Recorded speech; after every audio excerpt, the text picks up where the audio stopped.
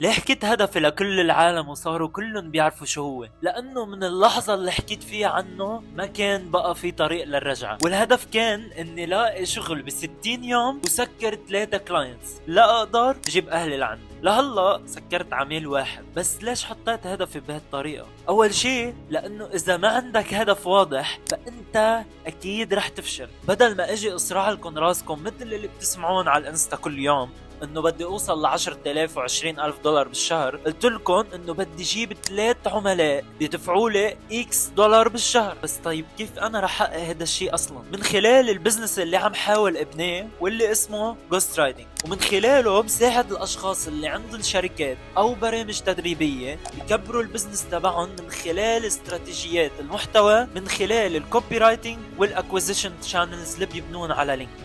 بس السؤال الاهم من شو هدفي وكيف راح اوصل له هو ليش اصلا عم اعمل هالشيء. السبب مثل ما حكيت بكتير من الفيديوهات اللي قبل هو اهلي.